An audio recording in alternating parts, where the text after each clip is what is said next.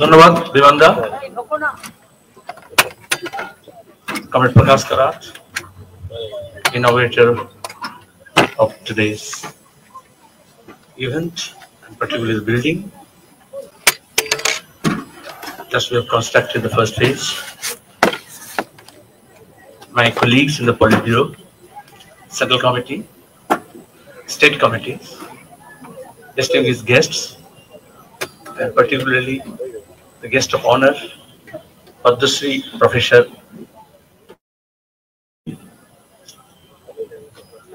and my people. প্রথমে আমি ধন্যবাদ জানাবো যে কমরেড প্রকাশ কারাত কেন্দ্রীয় কমিটি বৈঠকের ফাঁকে রাজি হলেন যে গোটা কেন্দ্রীয় কমিটিকে নিয়ে এখানে হাজির থাকবেন জ্যোতি বসু এই কেন্দ্র, যেটা Jyoti Basu centre for social studies and রিসার্চের ভবনটা ঐতিহাসিক ক্ষণে সবাইকে সাক্ষী রাখার জন্য, তার জন্য thank you comrade Prakash Karat. Thank my colleagues, comrades. এই প্রথম আপনারা জানেন গত বছর আজকের দিনে জ্যোতি বসুর প্রয়াণ দিবসে কমরেড সীতারাম ইয়েচুরি তৎকালীন জেনারেল সেক্রেটারি সিপিআইএম এর ভিত্তিপ্রস্তর স্থাপন করেন। Engineer, trust, program implementation committee মেম্বার্সরা, ভলেন্টিয়ার্স, শ্রমিক যারা নিজের শ্রম দিয়ে, মেধা দিয়ে এবং যারা অর্থ প্রদান করেছেন, এক বছরের মধ্যে প্রথম ফেজের এই বিল্ডিংটা আমরা কমপ্লিট করতে পেরেছি। বিয়ন্দা বলেছেন সবার সহযোগিতায়, অংশগ্রহণের মধ্যে দিয়ে তা সার্থক। গণতন্ত্রের জন্য সংগ্রাম করছি। হারিয়ে যাওয়া গণতান্ত্রিক পরিবেশ আমাদের দেশে, আমাদের রাজ্যে, তাকে ফিরিয়ে আনার জন্য প্রতিদিন রাস্তায় নেমে পথে ঘাটে বন্দরে লড়াই করতে হচ্ছে সব অংশের মানুষকে। সে চিকিৎসক হন, অধ্যাপক হন, শিক্ষক হন, মজুর হোক, মাইগ্রেন্ট লেবারার হোক, ছাত্র হোক, যুব হোক, কর্মচারী হোক, মহিলা হোক। তখন দাঁড়িয়ে আমাদের এরকম একটা ওকেশন কেন? আপনারা জানেন যে আন্দোলন সংগ্রাম আমরা পরিচালনা করব, যে লড়াই আমরা লড়বো, তার তো ভিত্তিভূমি দরকার। এবং প্রফেসর ঈশিতা মুখার্জিকে আমি ধন্যবাদ জানাবো, দুটো মনোগ্রাফ এখানে পাবলিশ করেছে। সে বলেছে যে তথ্য, সংখ্যা তত্ত্ব, স্ট্যাটিস্টিক্স কেন্দ্রের সরকার হোক বা রাজ্যের সরকার হোক প্রকাশ করছে না, যেহেতু মিথ্যার জাল বোনা হচ্ছে, সেখানে সত্য প্রকাশিত হচ্ছে না। আর এই জন্যই গবেষণা আরো বেশি দরকার। জ্যোতি বসু নামে এই জন্যই আপনারা অনেকে জানেন আমাদের এই দেশেই, এই দক্ষিণ এশিয়ায়, এই এশিয়ায় এশিয়াটিক সোসাইটি গড়ে উঠেছিল। এখন কি অবস্থায় আছে আপনারা সবাই জানেন।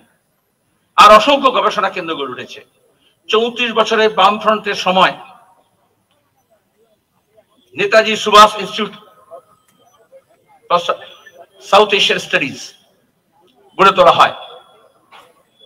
এই যে দক্ষিণ এশিয়ায় এখন যা কিছু বিষয়, এ তো হোয়াটসঅ্যাপের উপরে, হোয়াটসঅ্যাপ ইউনিভার্সিটির উপর নির্ভর করতে হতো না। আজকে বাংলাদেশে যা ঘটছে, পাকিস্তানে যা ঘটছে, নেপালে যা ঘটছে, শ্রীলঙ্কায় যা ঘটছে, তার জন্যই তো Netaji Subhash Institute of Social Studies, South Asian Studies, দক্ষিণ এশিয়া, জ্যোতি বসুর ভাবনা। জন মৌলানা আবুল কালাম আজাদ আমাদের দেশের প্রথম শিক্ষামন্ত্রী, তার শতবর্ষ হলো। আমরা বিশাল করে শতবর্ষের অনুষ্ঠান না করে জ্যোতি বসু এবং তৎকালীন গভর্নর প্রফেসর সৈয়দ নূর হাসান তাদের প্রয়াসে ভারত সরকারের উপর চাপ দিয়ে আমরা সবাই মিলে চেষ্টা করলাম, আমরা তখন সাংসদ, এই কলকাতার বুকে যাতে Maulana Abul Kalam Azad centre for Central Asian studies, কারণ তৎকালীন সোভিয়েত রাশিয়া যখন ভেঙে গেল, সেখানে সোভিয়েত রাশিয়ার সমাজতান্ত্রিক ব্যবস্থার মধ্যে যে রাজ্যগুলো ছিল আলাদা রিপাবলিক হলো, তাহলে সেখানকার সামাজিক, অর্থনৈতিক, সাংস্কৃতিক, রাজনৈতিক বিষয়গুলো যাতে চর্চা হয়, তার জন্য এই কলকাতায় Maulana Abul Kalam Azad centre for Central Asian studies institute করা হলো, কিন্তু আমি জানি না তার এখনকার কেন্দ্র এবং রাজ্য সরকার যারা আছেন তারা নিজের নিজের জায়গা থেকে লোক ঢোকানোতে ব্যস্ত। যেভাবে বিশ্ববিদ্যালয়গুলোতে যে গবেষণা হওয়ার কথা, আমাদের মাইগ্রেন্ট লেবারদের সমস্যা, আমাদের গ্রামীণ সমস্যা, আমাদের কৃষির সমস্যা, আমাদের সামাজিক যে নানা রকমের ঘাত প্রতিঘাত হচ্ছে, আমাদের যে বেকারত্বের জ্বালা, আমাদের যে শিক্ষা এবং স্বাস্থ্যের ক্ষেত্রে যে সংকট, আমাদের যে সাফল্য যদি কিছু থাকে এবং আমাদের যে ব্যর্থতা, তার কারণ খুঁজে আমাদের ভবিষ্যৎটাকে যাতে গড়ে তুলতে হয়, যে বাংলার স্বপ্ন জ্যোতি বসু দেখেছিলেন, যে বাংলাকে তিল তিল করে গড়ে তোলার চেষ্টা করা হয়েছিল, যার আমলে শিক্ষার প্রসার হয়েছিল, যার আমলে যাদের বাপ ঠাকুরদা শিক্ষাঙ্গনে আসেনি তাদের নাতি নাতনিরা সবাই বিশ্ববিদ্যালয় থেকে পাশ করে অধ্যাপক শিক্ষক হয়েছে। তাহলে আজকে দাঁড়িয়ে আমাদের এই গবেষণায় যাতে হয়, এখানে ডক্টর জাকির হোসেনের একটা কথা মনে করবো, যখন জামিয়া মিলিয়া বিশ্ববিদ্যালয়ে উদ্বোধন হচ্ছিল তারপরে আসে, তখন ডক্টর জাকির হোসেন বলেছিলেন যে শুধু একটা বড় চকচকে ঝাঁ চকচকে বাড়ি করে নিলেই গবেষণা শিক্ষা ভালো হবে এমন কোনো কথা নেই। আজকে যখন হাসপাতালগুলোর বড় বড় গেট আর রেলওয়ে স্টেশনগুলোকে যখন মল তৈরি করে দেওয়া হচ্ছে, তখন আমাদের এটা মনে রাখতে হবে আসলে রেল ব্যবস্থাটা ভেঙে পড়ছে, আসলে স্বাস্থ্য ব্যবস্থাটা ভেঙে পড়ছে। তাহলে এটা তো হার্ড ইনফ্রাস্ট্রাকচার। আপনাদের সাহায্যে বিমানদা, রবীন্দ্র তাদের ঐকান্তিক প্রতিদিন সচেষ্ট প্রয়াসে গড়ে উঠছে ইনফ্রাস্ট্রাকচারের কাছে। পাশাপাশি স্টাডিজ এন্ড রিসার্চের জন্য আমাদের সফট ইনফ্রাস্ট্রাকচার দরকার। এজন্যই আজকের দিনে যখন ব্রিক্স অ্যান্ড মর্টার্স এর এই কেন্দ্র তৈরি করা হচ্ছে, সঙ্গে সঙ্গে যাতে আধুনিক প্রযুক্তিকে ব্যবহার করে, কেউ ব্যাঙ্গালোরে আছেন, কেউ দিল্লিতে আছেন, কেউ বিদেশে আছেন, কেউ কলকাতায় আছেন, তারা সহযোগ করে রিসার্চ টিম আমাদের দুটো মনোগ্রাফ আজকে পাবলিশ করা হলো।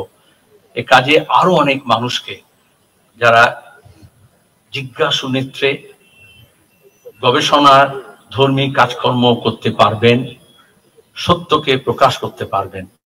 আজকে আমাদের গোটা দক্ষিণ এশিয়ায়, আমাদের প্রতিবেশী দেশেও দেখছি, যখন গণতন্ত্রকে ভেঙে চুরমার করা হচ্ছে, যখন ধর্ম,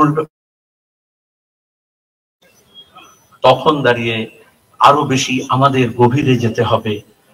আমাদের ভাষা, আমাদের সংস্কৃতি, আমাদের অর্থনীতি, আমাদের রাজনীতি, আমাদের কৃষি, আমাদের শিল্প, আমাদের ব্যবসা বাণিজ্য, আমাদের অনাগত স্বাধীন গণতান্ত্রিক ধর্মনিরপেক্ষ রাষ্ট্র যাতে বেঁচে থাকে, তার জন্য যে প্রয়াস, সেই প্রয়াসে রিসার্চ করবে, তাতে আপনাদের সবার সহমর্মিতা, সহযোগিতা থাকবে এই আশা রেখে আপনাদের সবাইকে ধন্যবাদ, নমস্কার জানিয়ে শেষ করছি। ধন্যবাদ।